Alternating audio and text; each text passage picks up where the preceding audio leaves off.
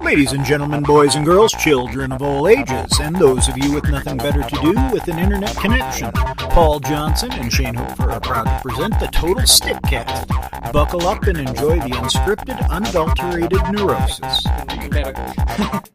All right, welcome to the Total Stickcast. My name's Paul Johnson. I'm a freelance writer, author, vlogger, creator of the Total Stick Show, and all kinds of other stuff. You can head on over to everythingpaul.net to get an eyeful of all of that. And with me this week is the official DM of the Total Stick Quest, musician and beard aficionado. That would be Terry Savage.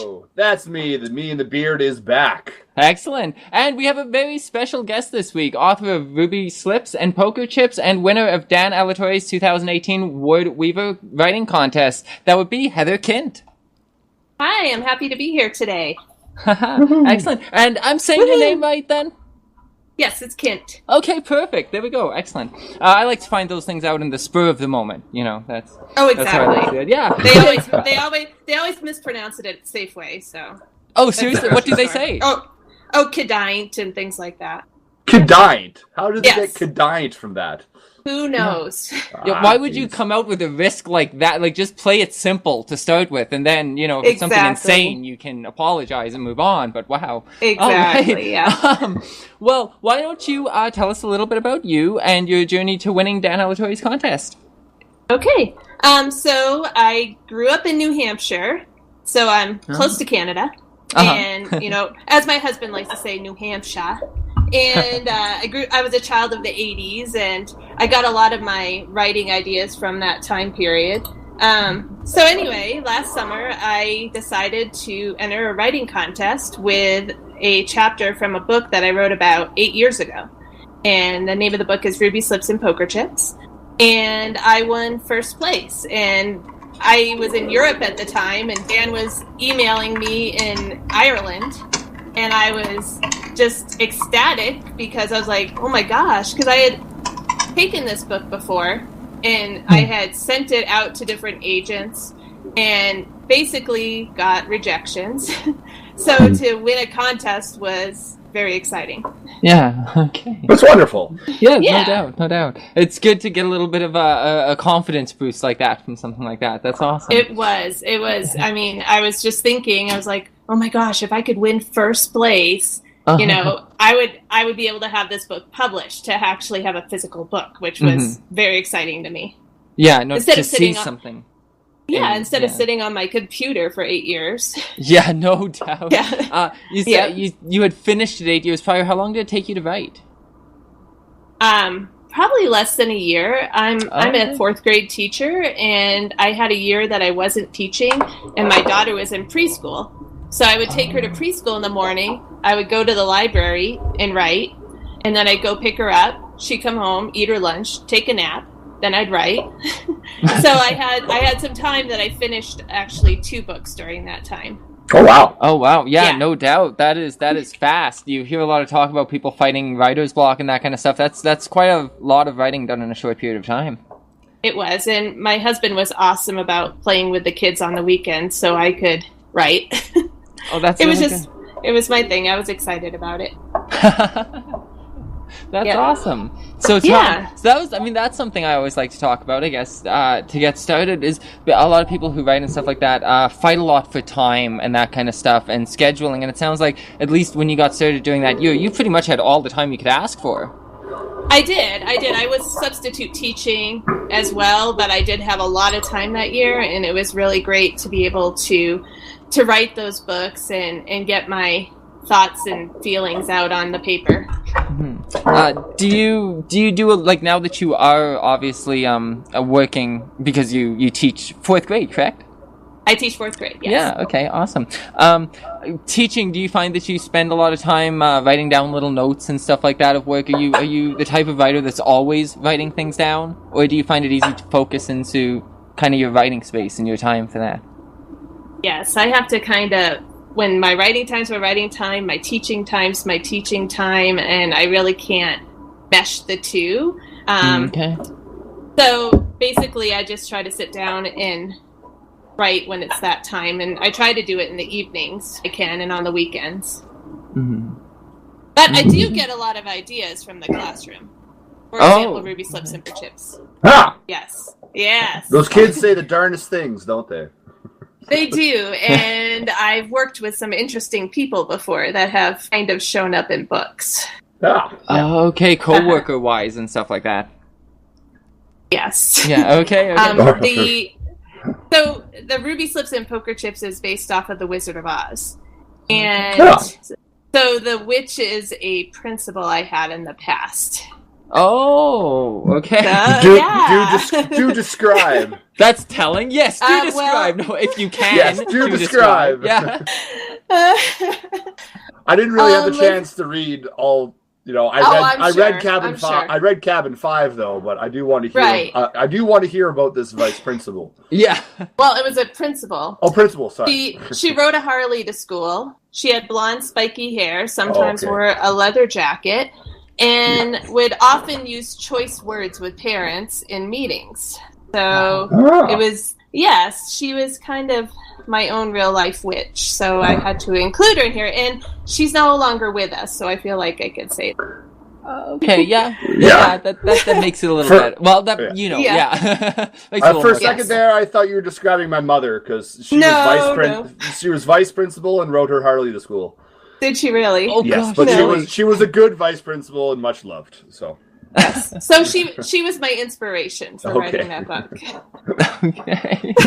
Sounds a little bit like a character from a weird 90s movie, but... Oh, really? Yeah. You can almost make some kind of sitcom out of it, like Biker High School. Yeah, exactly, yeah. So Go ahead. I don't go to counseling, I just write it all out in a book.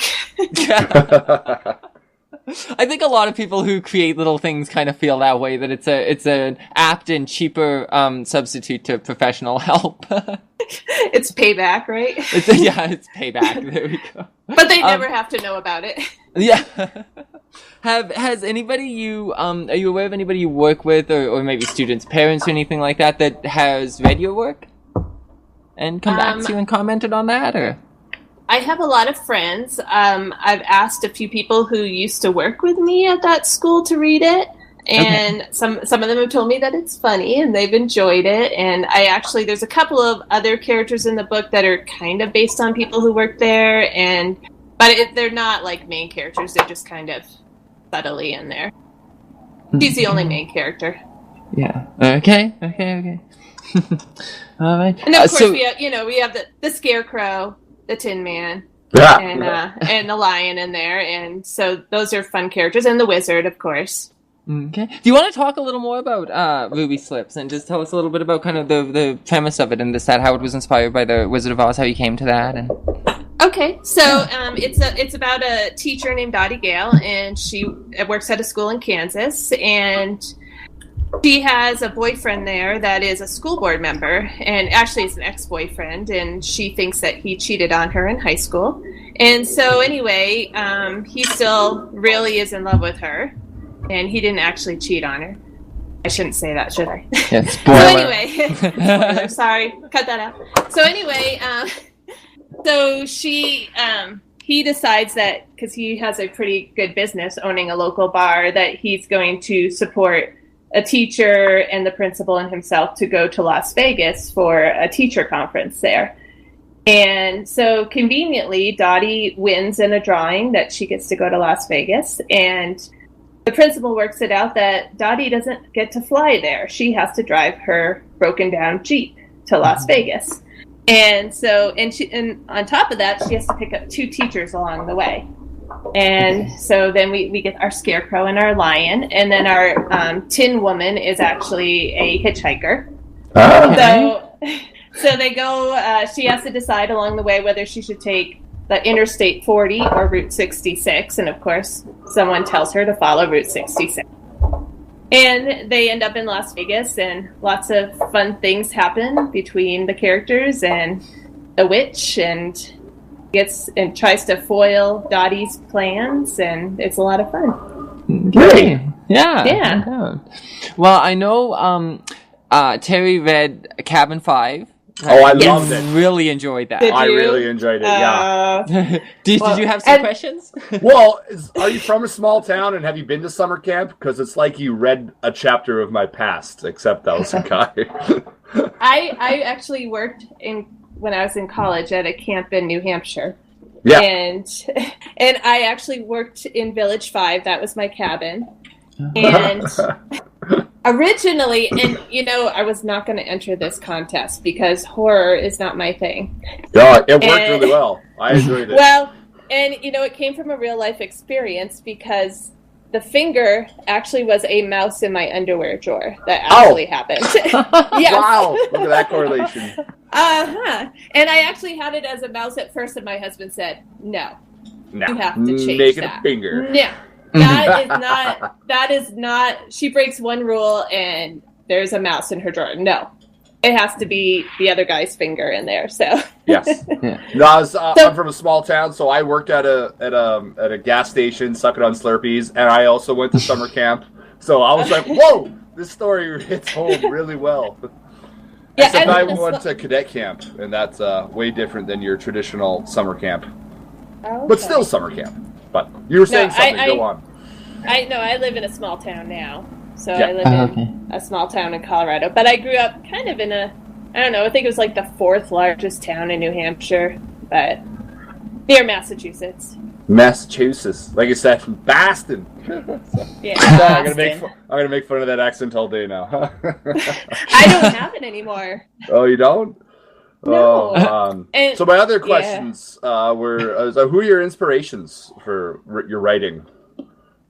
Well, different writing comes from different places. So my first story that I wrote is called The Weaver, which is actually going to be published next autumn, 2019, by Parliament House Press. Woo! And Congratulations. Yeah, it's the first of a trilogy, I read.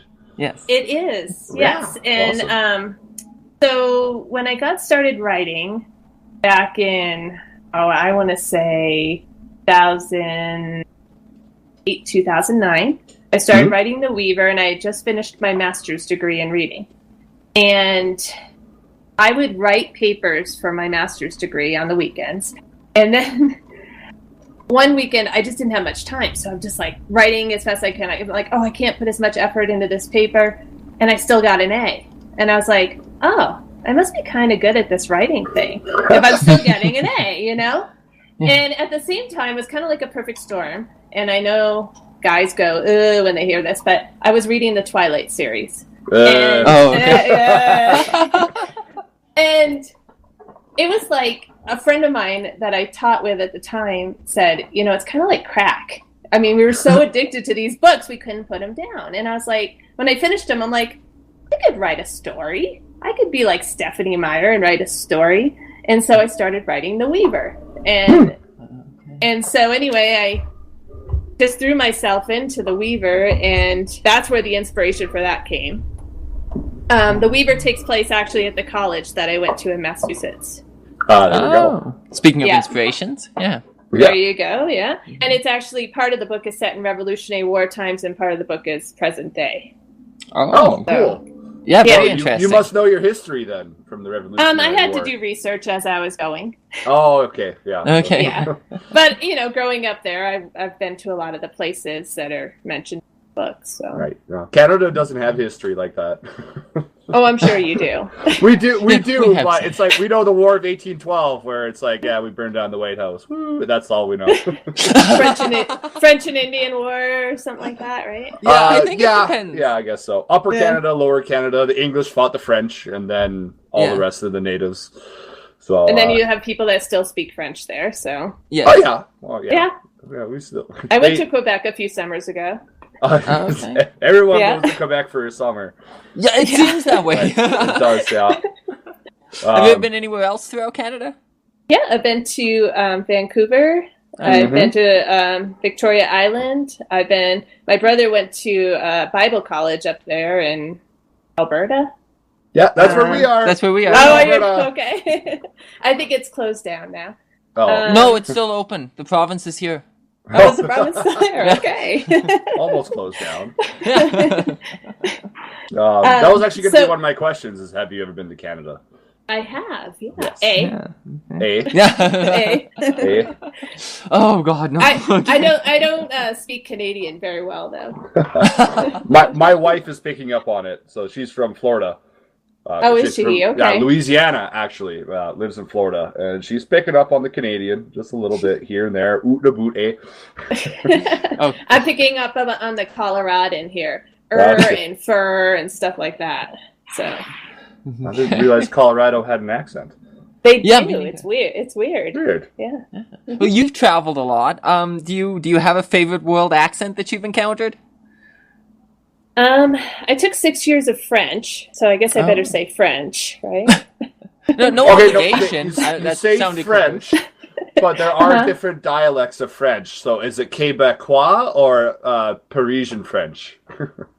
I'm going to have to say Parisian French. Okay, because, that's the right answer. Yeah. Yeah. But je ne parle français, so. Yeah, je ne peux pas parler français. Okay, comfortably too, apparently. Okay. I said I do not speak French. Okay, wow. Okay. That's all I have to know, so people know and they start speaking English to me. Yeah, okay, fair enough. Or just give you, like, a weird look and walk away. Because, I don't know, I lived in Montreal for a little while, and that's how it felt. It was like, oh, you don't speak French, I'm sorry, bye. Sorry, bye. Not going to even serve exactly. you. Yeah, my parents told me not to associate with people like you. And some of them have that attitude over there. It's actually a little scary. Yeah, they do. Oh, really? Like, yeah, it's like, oh, you don't speak French, I'm not even going to talk to you. Kind of like, get out, you English people. And it's like, oh, okay. There's some low-key racism. Yeah. We were there last summer, and they were very friendly and very kind. As well in Italy, they were very friendly and very kind and helpful. So, for the most part, yep, it was good. Okay, cool.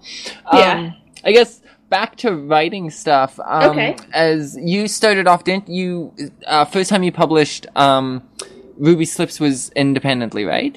You published as an indie? Yeah, okay. Yes. Do you want to talk a little about that experience? What drove you to do that rather than kind of pounding the traditional wall of publishing and this, that? Yeah. Sure. So when I won the contest, part of the package was helping to get the book published.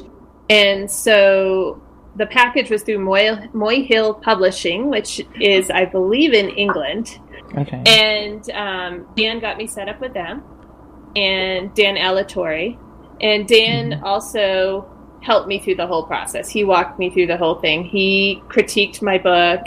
He worked on helping me get beta readers. So that's another big part, is you need to have people that read and make sure that there's nothing wrong with the book. And then I had to find a cover that I wanted.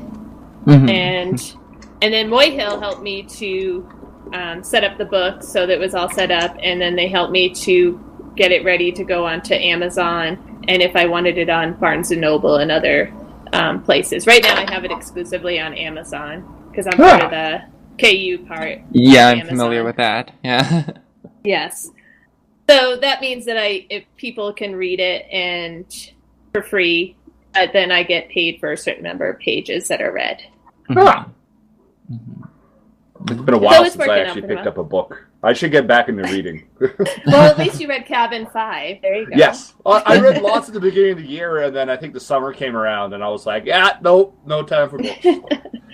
That's my best time for books. To sit outside and read and... Yeah, no teaching. Yeah. I did a lot of reading when I was in Mexico. That was nice. Okay. Yeah, so... So, one of the other parts is the marketing, which is really tough. That part is, because I love writing the books. I don't like marketing my books. No, so, you kind of have to be high on yourself to market it. It's the best book ever! I know.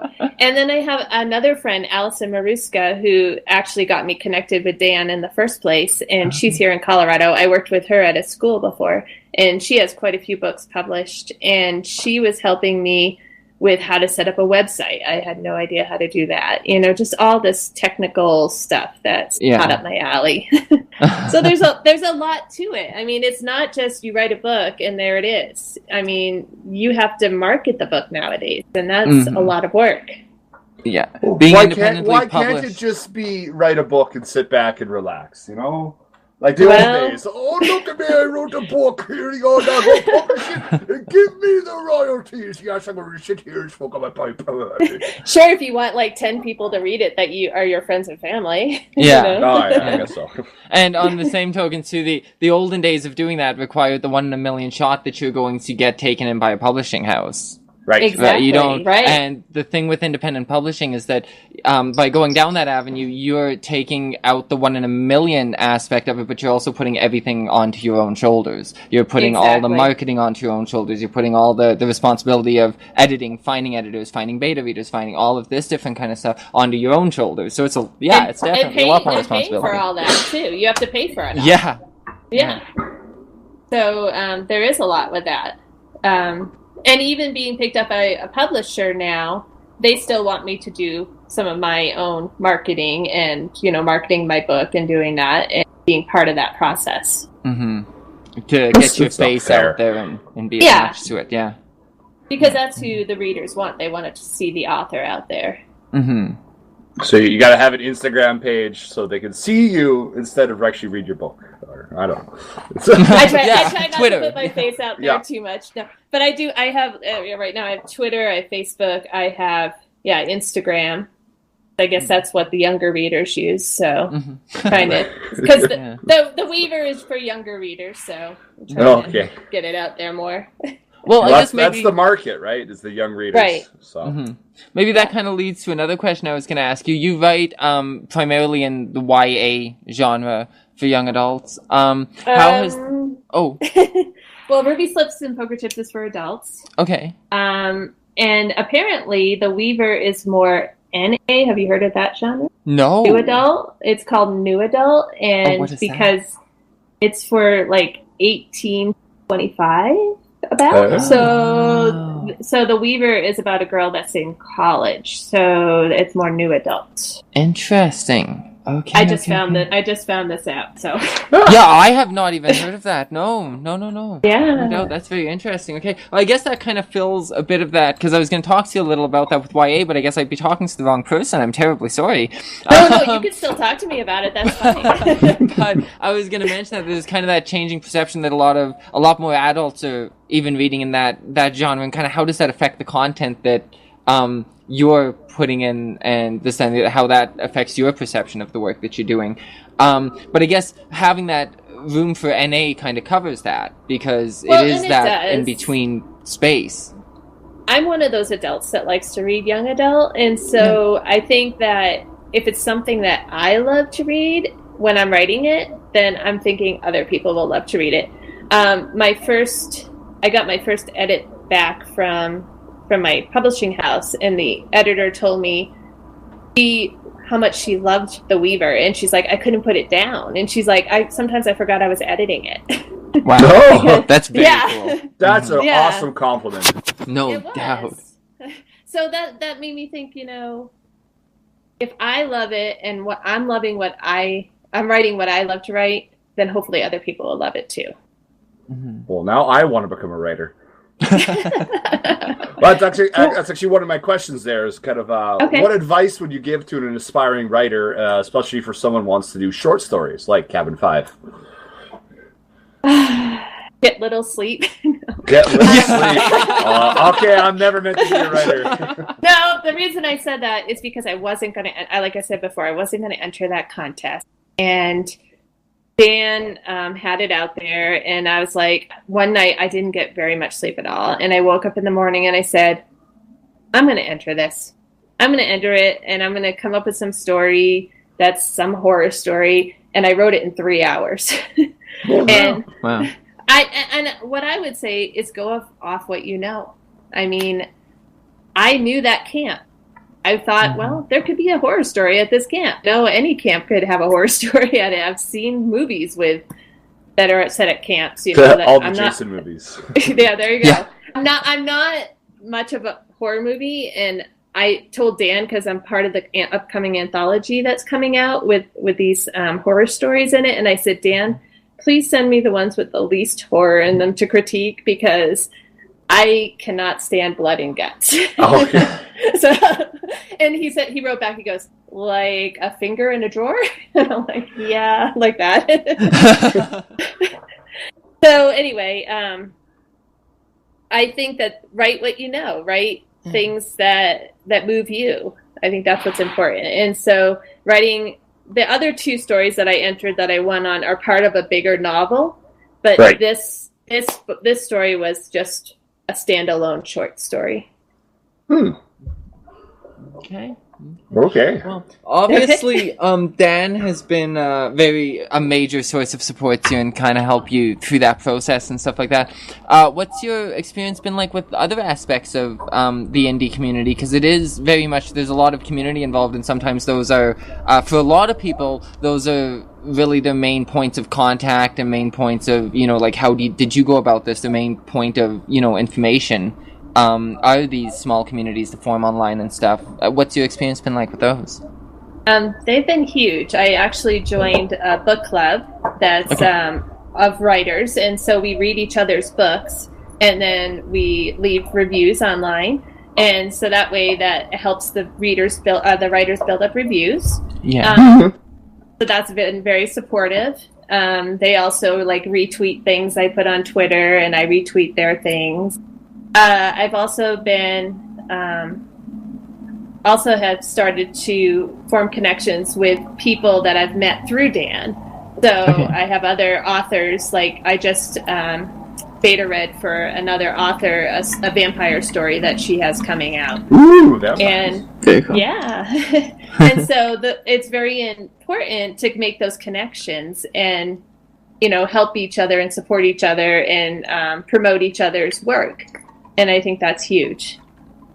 Okay, excellent. Yeah, that's such a big aspect of the independent community and stuff like that. It really wouldn't be what it is without that attitude of mutual support and stuff like that. It is, and we actually, I have it going on with my new publishing house as well.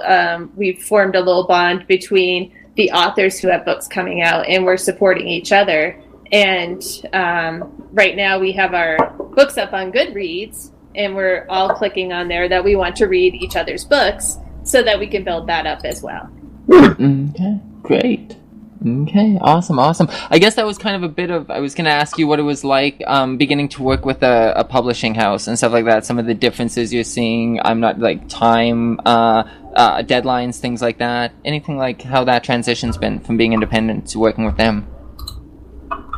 So there are deadlines, and so when I first started with them, I sent in the manuscript. They had someone who critiqued it, sent it back. Then I had about a month get it back. She had a month to do it, but she had it back in a week, so it was really fast. Oh, wow. And then I got a second round of critiques, and then I had another month to send it back. And that's about where I am in the process right now. Okay. Yeah, we're not very far because it's not coming out till next fall. Yeah. So I don't actually have a cover yet. In fact, they gave me a placeholder, and I put it in all my advertising, and I have some of my relatives saying, "Oh, I love your cover," and I'm like, "No, it's not the cover; it's just a placeholder.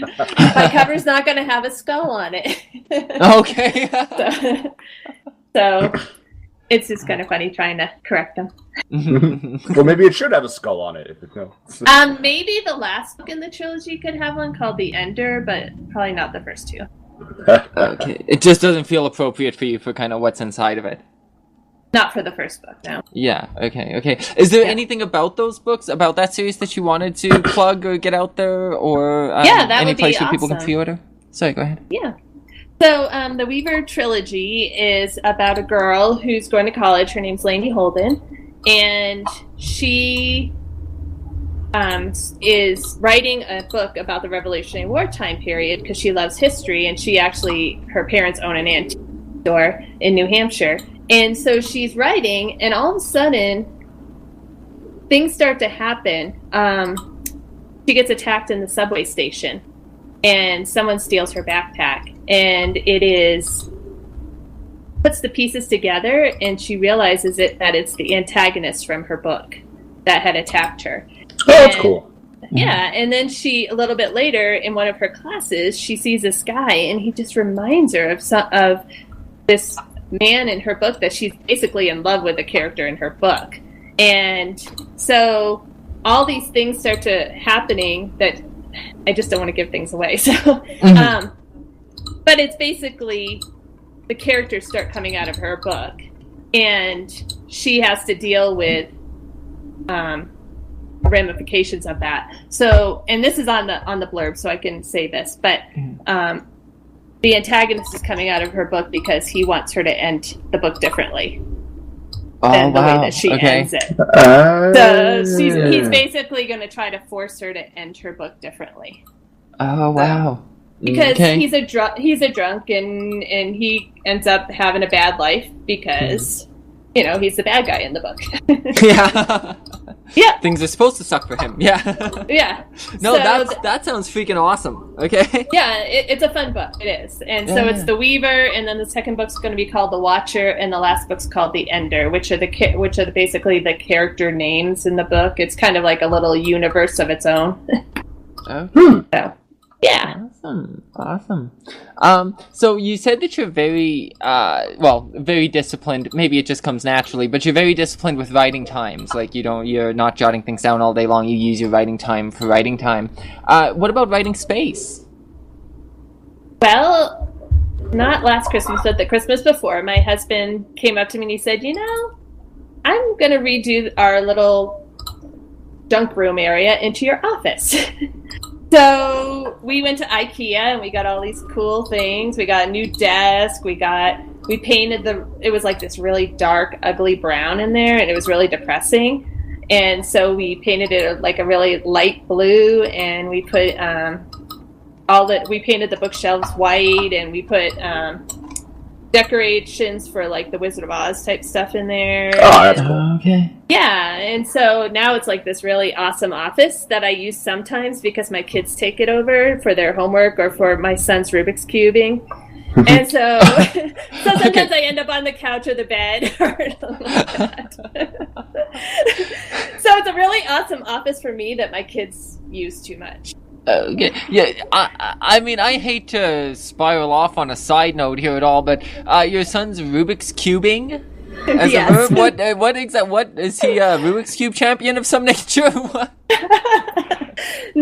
He's obsessed with it, so he does the the 3x3 Rubik's Cube. He can solve it blindfolded now. He worked on it all summer. Oh wow! So he goes to competitions and things. Oh, he's working on it. Yeah. Wow, I thought I was probably exaggerating slightly, but barely, right? Yeah. Wow, well, very cool. Okay. Yeah, my son is kind of nerdy, but he's cool. He does cross country and all that, so. Cool. Yeah. I haven't done cross country. You mean cross country skiing or just cross country running? Cross country running. Oh, I was more excited for the skiing part. Yeah. No, we do more downhill skiing here.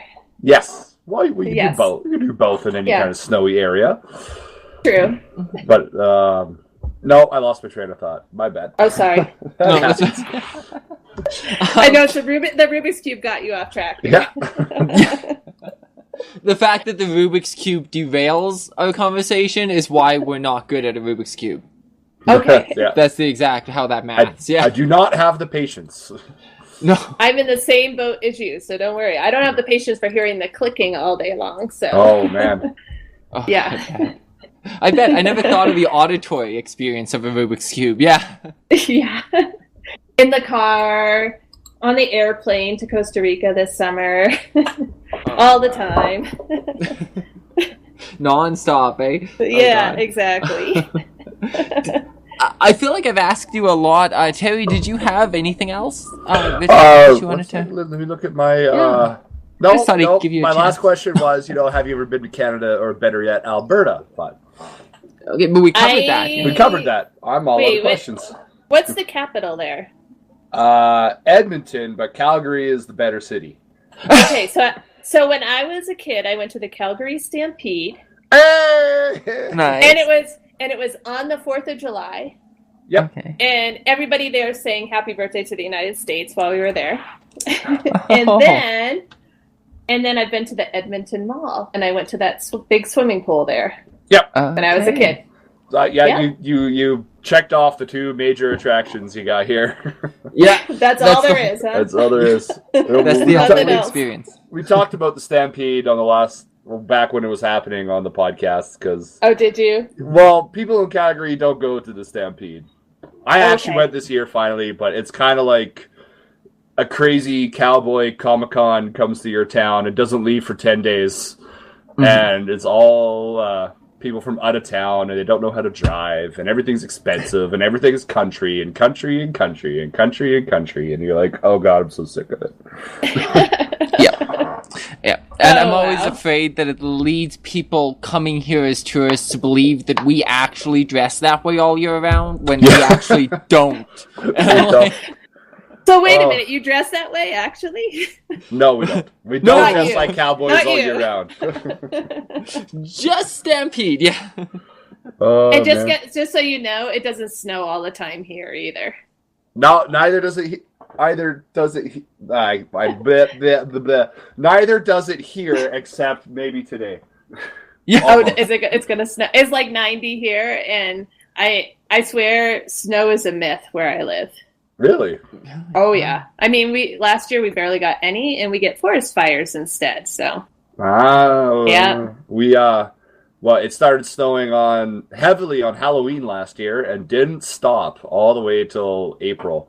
I'm talking the snow was up to my head, leaving my porch. That's awesome. Yeah, it was kind of like, go away! It just wouldn't stop snowing. But here we are, middle of September, and it's like 33 degrees out, 33 Fahrenheit. So you say 92, and both me, I'm like, what? Yeah. I'm like, that's like 25 degrees Celsius, I think. It's warm. I'm no good at that. Yeah, I don't. Me neither. Yeah. I know. I do this with my wife all the time. I'm like, I can tell you, it's cold here. Here we go. Yeah. There you go. I had to break out a scarf today. Wow. Yeah. Like we're at that point now. Yeah. It's I would say today was the first day that genuinely felt like it had winter in the air.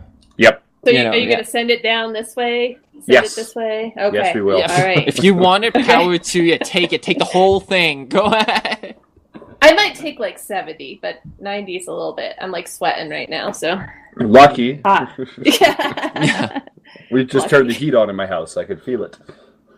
I think it's going to be that day for us too, actually. Yeah. Yeah, it's cold. Yeah. So what do you, apart from, talking about the weather and stuff and traveling, what are some part-time, like, what do you do in your spare time? Do you have any other projects on the go apart from writing? Some people have multiple things on the go. Oh, projects. I write, I read, I hike with my husband and my family. We've hiked some of the 14,000-foot mountains here.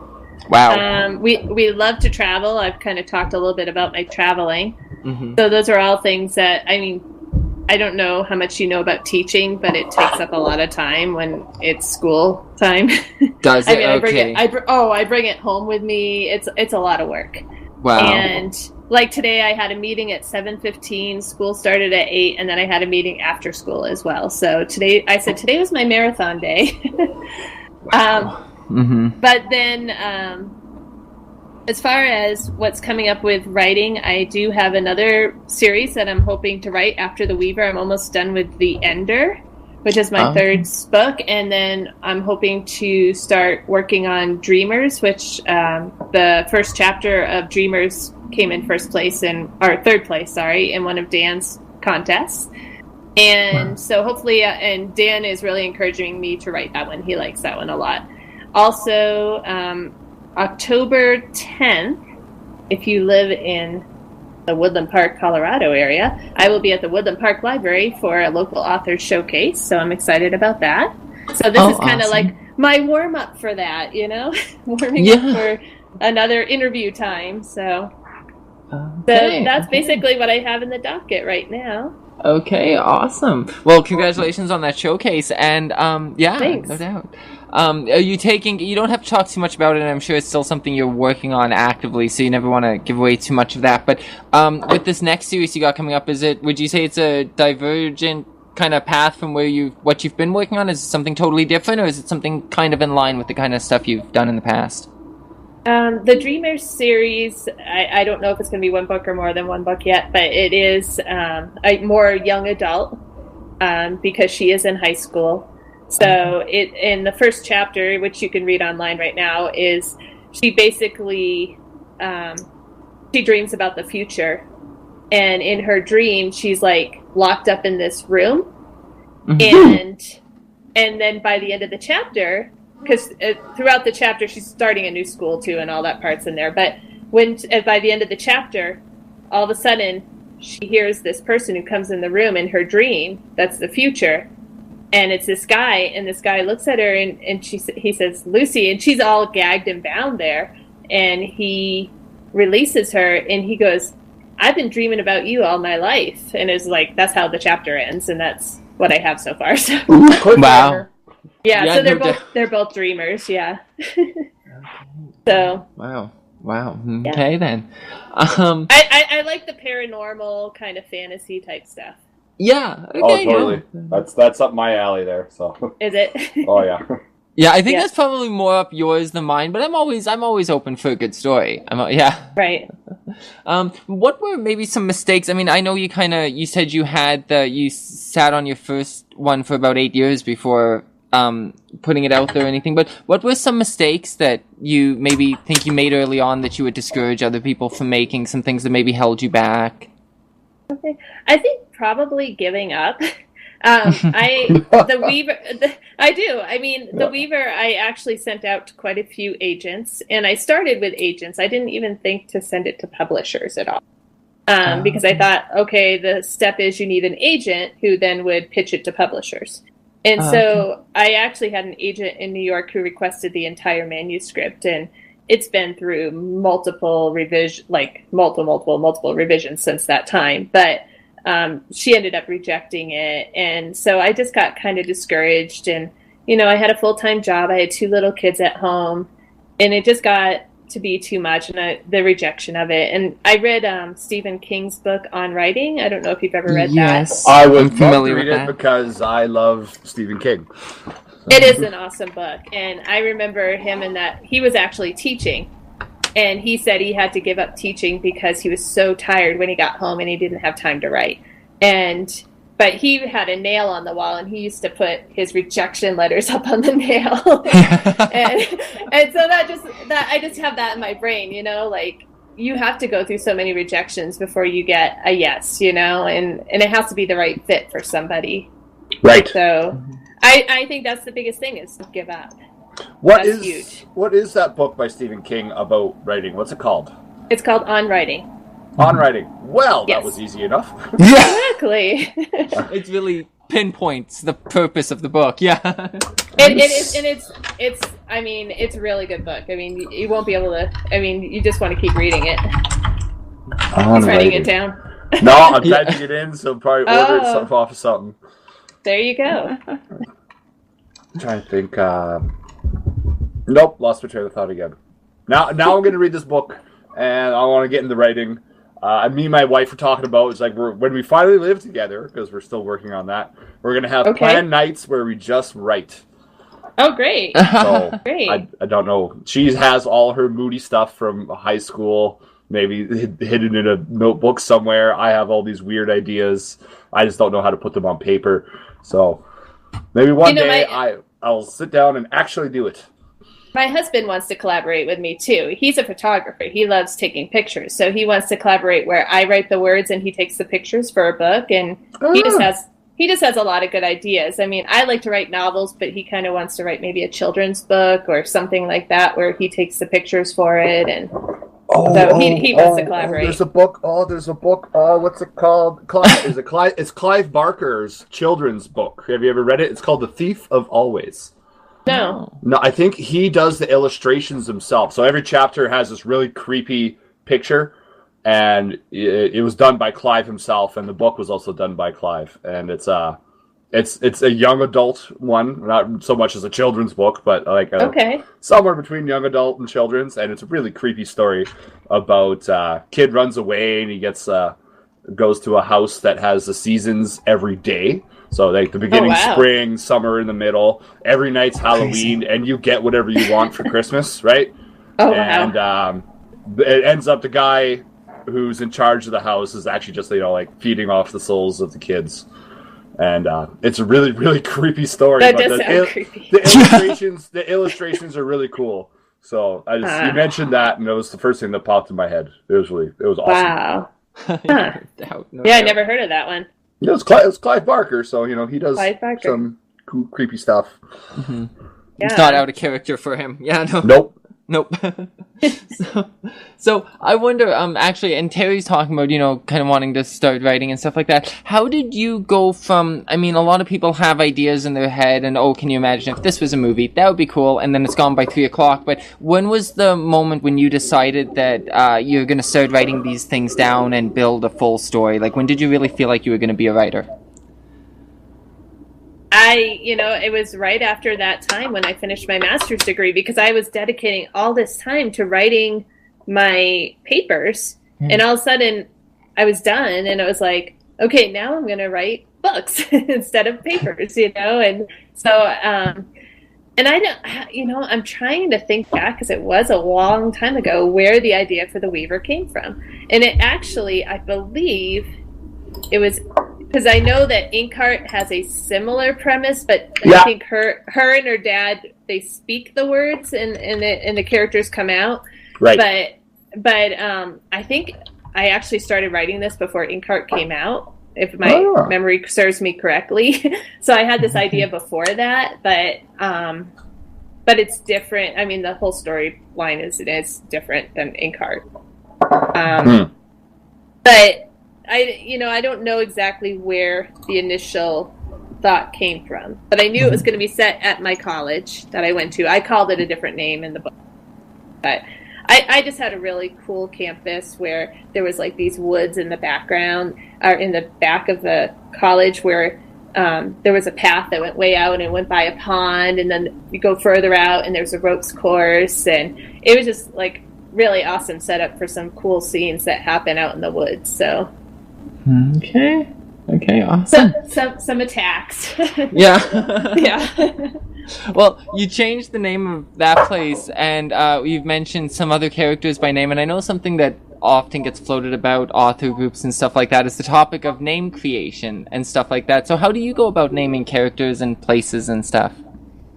Well, when I went into the Weaver, I wanted to make sure that the names of the characters that were in the book were from the colonial time period that they were coming from. So I made sure that I Googled and looked up names that would be from that time period to make sure I had that correctly. I didn't want to use a word, I don't know, like Xander or something like that would fit in that time period, And so then other names, I try not to take from people that I know too much. Yeah. But I do know Eleni, and I have a Jason in the book. I know a Jason, but they're not exactly like I took it from those people. It's just, I was just playing around with names and seeing. They've been renamed several times, the characters in my book. I've changed them. So, and I just wanted something that flowed well. But, actually, the Ruby Slips and Poker Chips, those names are actually kind of fun. So, obviously, Dottie Gale is Dorothy Gale. But the Scarecrow's name is Shay Fields. And I found the name Shay because I guess it's like an English name for Scarecrow. Yeah. And then the Tin Woman is named Tina Steele. And the lion is Ezekiel Lyons. In the movie, the lion, when he's a farmhand, his name is Zeke. So I just named him Ezekiel Lyons. Yeah. Okay. Huh. So, and that's where I came up with those names. Okay. And then the witch is Maxine Westward. Oh, I get it. I get it. Yeah. and then the wizard is the owner of the casino, and he's Mr. Oswald. So Okay, yeah. nice. Yeah. I could almost make a Batman reference there, but the Yeah, two you different could. universes. You could, just don't, but you could. You could. Yeah. Oh, and then I changed. What is it? It's Uncle Embry and Aunt Henrietta. Those there around we a little go. bit. Yeah. Okay. They're just kind of playing. It was fun coming up with those names for Ruby Slips. Yeah, I imagine. That sounds actually kind of interesting. Well, I mean, more than kind of interesting, but I'm thinking, and I also think my wife would enjoy that. Yeah. She probably would. It's kind of more of a funny book. It's a humorous, romantic comedy kind of book. Okay. Sounds Yeah. good. Sounds good. So now I guess another question I'd have for you is, what are your ambitions for writing? Is this something that you're hoping will eventually be a full-time thing? Is that something that kind of scares you? That's a lot to take, or is this something you want to retire on, I guess, or? I would love for that to happen. Yeah. That would be awesome. I'm at a point in my career that I've been teaching 22 years. Oh, wow. And I have a master's degree, so it's kind of hard to replace my income right now. But it would be awesome. I mean, I'm going to keep going at it. I'm going to keep working at it, and I would love to be able to do it full time. When I first started writing, and my husband was doing his photography, when I think my son was, I want to say 6 or 7.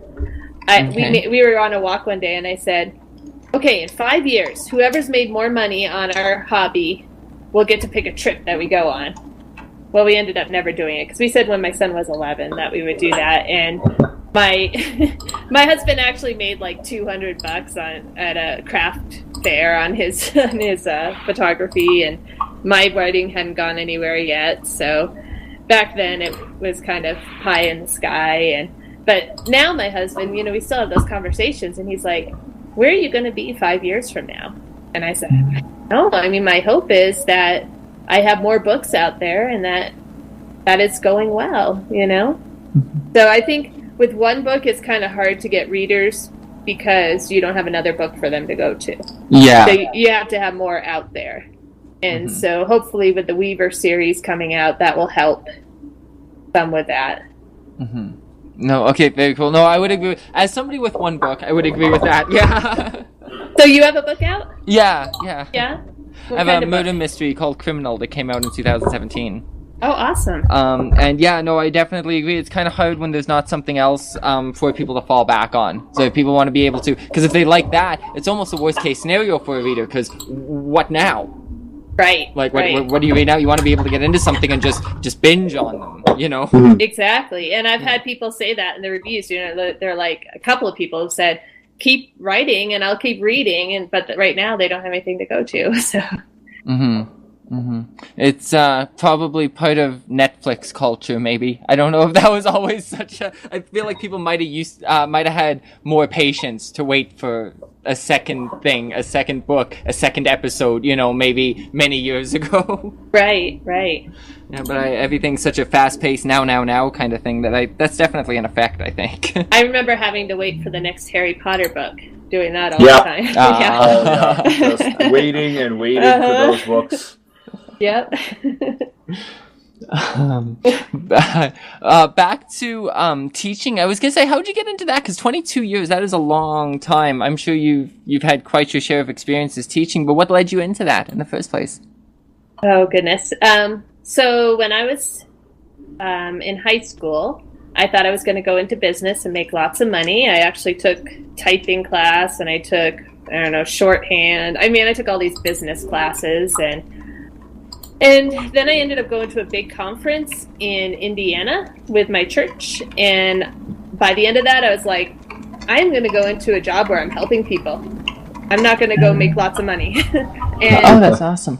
So it was either going to be teaching or social work. So I double majored in elementary education and sociology, and ended up student teaching and going into elementary education. And so I was 22 yeyears old when I started teaching. So my first students I had in 4th grade are now like 32 years old. Wow. Because they were only like 12 years younger than me. So yeah, it's been a long time teaching. Yeah. And I enjoy it. I mean, I still enjoy it. I love seeing the kids every day and spending time with them and trying to impart my love of writing on them. I was going to say, have you inspired any young authors that you know of? Excuse me. You know, it's a different writing myself and teaching kids how to write. Okay. Oh, yeah, I can imagine. It is. It's, you know, some of them are very reluctant at writing. I've worked on, I've actually read them a little bit of my Weaver book because I talked to them about showing and not telling. And so I have a part in the Weaver book where there's scary door.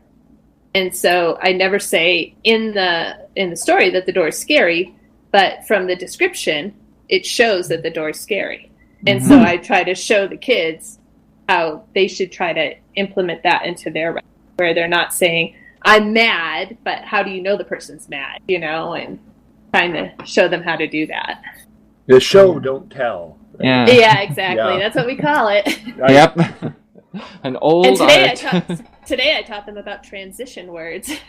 Oh, there we go. Yeah. Very cool. Very cool. That's got to be very cool that you get to pass that on, kind of. And I mean, you still get to talk about something you enjoy so much, and it must keep you fresh too. Right, it does. And, you know, I try to tell them because it's such a struggle for them to handwrite one page of writing. And I tell them, I said, I have 250 pages of typed. That's 500 pages handwritten. I said, you can write one page. Yeah, no doubt. I know. No freaking doubt. Did you, out of that, do you handwrite everything first? No, I don't. No, No. okay. But I'm just trying to tell them because when they go to type their work, if they only have a half of a page, that's only a quarter of a page typed. Yeah, no. Yeah. Yeah. So just trying to translate that to them. You know, I have 250 typed pages. Yeah. It's a whole lot different. That's like 400 if you wrote it out in big Exactly. gross writing. Yeah. What? Oh, so go ahead.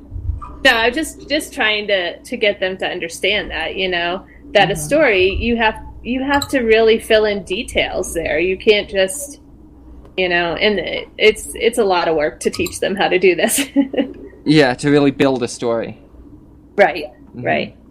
Do you have any favorite apps or anything like that you use? I mean, I know myself, I write and drive a lot because it's the most secure place I can put something without it self-destructing. Not really. I don't actually use any writing apps. Do you have any good ideas? Oh, okay. Well, like I said, I use Google Drive a lot, Google and I think Drive. that's a good fundamental thing to use because it is cloud-based and you can go back through multiple revision histories and stuff like that. And you can share it. Yeah, and you can also you go. share it if need be. Right. So you just use Word then? Yes. Assuming? Yeah, okay. Yep. Okay, Yep. fair enough. Yeah, Lots see, that of, just scares me because it's a file I can lose. That's Yeah, that's true. My husband has one of those big, I don't know, what is it called? Terabyte drives to back up our computers on. Yeah. Yeah, So- an external so hard we- drive. Yeah, so he has like backups on there. Okay. I don't want to make you nervous. I don't want to be that person in any way, but that's exactly what makes me nervous because I've had 2 of them that completely went kaput and quit being read by my computer.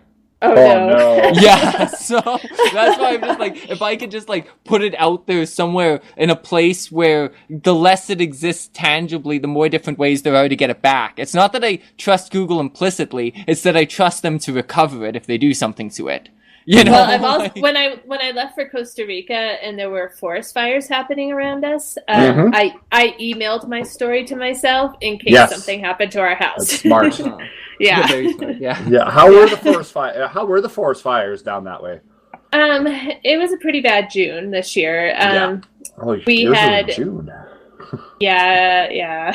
We had one that was, it was near my old house because I've lived at 3 different places up in the county that I'm at right now. And so that one was pretty bad. But I would still say it's about 15 to 20 miles away from us. But, that's scary. Yeah. With a forest fire, if you have a bad windy day, it could take off, Right. And, that's what happened to my hometown last year. Did it? Yeah, I have a couple of my friends. It went right between the two towns I grew up in.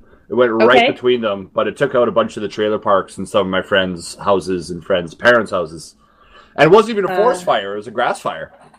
Yeah, but it was extremely windy, and off it went, and it turned into a forest fire, and like it went all the way. It just kept going and going and going, and they finally put it out. Like, I don't know, this year. Jeez. Oh, really?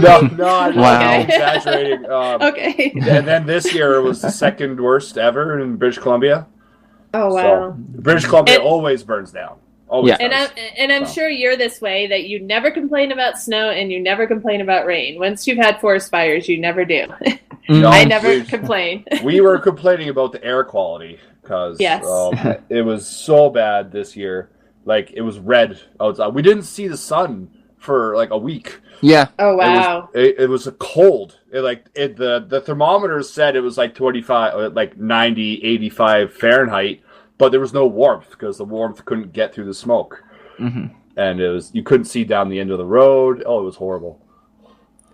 Yeah, it got very, very intense over here for sure.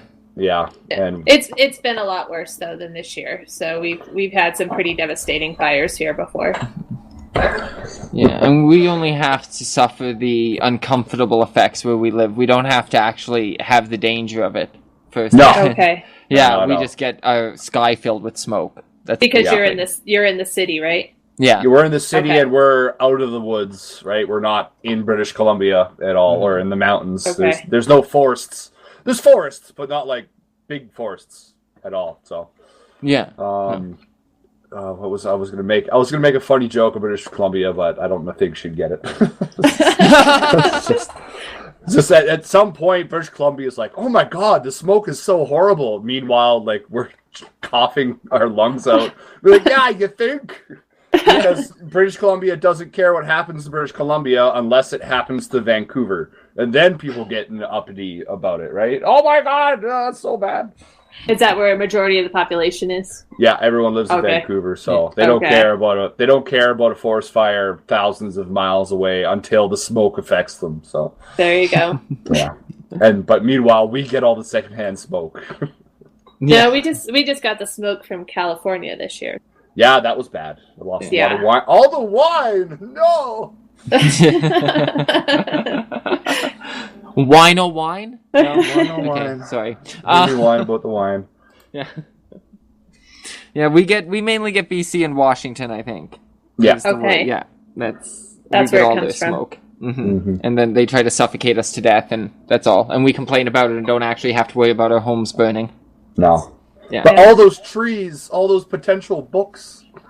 There you go. To bring it back to the writing, right? Yeah. All those potential books. Oh, that was a great turnaround. Hey, It was beautiful. Way to bring us back.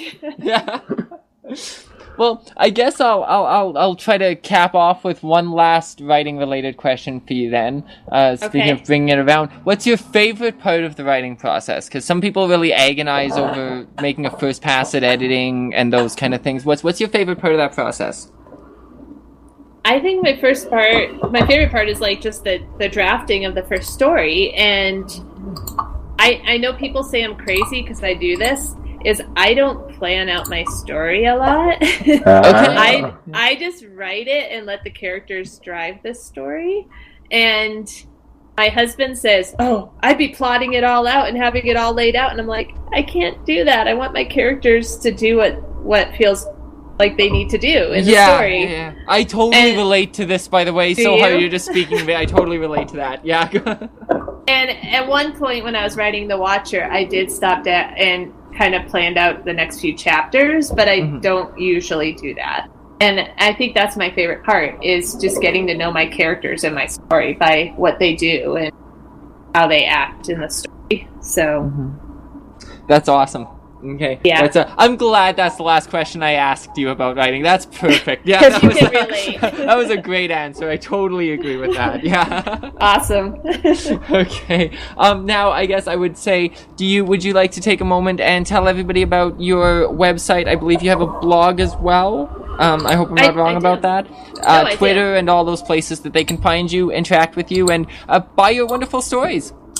Okay. So my blog and my website is heatherkindt.com, and my last name is spelled Kindt. So I have a blog there that you can follow, and that would be awesome to see more people on there. I also have a Facebook page, a Twitter, and an Instagram. So you could just look me up on there, Heather Kindt, and I'd love to see more followers and see you on there. Okay, great. There's not a whole bunch of other people with your name, then? You're pretty easy to find? I am. There is actually, I got a message on my website one time from an artist named Heather Kindt. Okay. And she does artwork, and she said, she goes, I was just going to register heatherkindt.com, and you already took it. And so she just had to add a little bit something else to her website. So there aren't any other writers out there with my name. There we go. Yeah, that's the story behind everythingpaul.net. I just have way too common of a name. There's nothing left for me. Yeah, right. Yeah. Well, my maiden name was Heather Johnson, so now I have a much more unique name. Yeah. Oh, maybe you two are related. In some distant way, no doubt. Some Swedish way, right? Some Swedish way. I have German. That's that's my Kindt side, but that's not my blood. That's my husband's side. So. Oh, okay. Okay. Yeah. Well, okay, awesome. Thank you very much for taking the time to talk to us today. Thank you very so much. Yeah, thank you for having me on. For sure. It was very interesting talking to you, and we'll make sure that you know everywhere that you can find this when it finally comes out. As for our housekeeping, make sure you check us out on Apple and Spotify and wherever you get your podcasts, because we're super easy to share, super easy to tell your friends about. And when it comes to Apple, make sure you're leaving reviews, because it really helps. I'm sure you know all about that world, Heather. Yes. Reviews sure help those who are trying to create things, so please go ahead and leave us a review. And if you think you're super fascinating and you want to come join us on the Total Stickcast without winning a contest to do so, check out everythingpaul.net/be our guest. And you can fill out the form there and tell us why you belong on the Total Stickcast. So I think that's just about it, other than to say goodbye. And Heather, here on the Total Stickcast, when we say goodbye, I don't know, have you listened to any other episodes of our show? I listened to Dan's episode, but I didn't hear the ending. Okay, that's the one part you didn't listen to. Okay. Okay. So we always let people go with a great big bye. So, okay. Bye. So are you ready? No, I thought I'd give you a warm up. I thought I'd give you a moment. I wasn't going to do that to you. So are you ready? Yes. Okay. This has been the Total Stickcast. This has been Heather Kindt. Thank you very much for joining us. And bye. Bye. Okay, perfect. All right. Okay, there we go. Thank you for joining us on the Total Stickcast. Connect with us online through Twitter and Facebook at Total Stick Show. And you can watch the things we make on YouTube by heading to youtube.com and searching for Total Stick Show. Or you can also find our content on newgrounds.com by going to totalstickshow.newgrounds.com. The Total Stickcast is available on Google Play as well as iTunes, and your reviews will help other people find us and help us grow. Please take a moment to let us know what you think. The Total Stickcast is hosted by Paul Johnson and Shane Hookfer. You can connect with Paul Johnson directly on Twitter at OffTheLP or at everythingpaul.net. That's everythingpaul.net. You can also reach us by email at totalstickshow@gmail.com. This has been the Total Stickcast. Thank you for making us part of your day.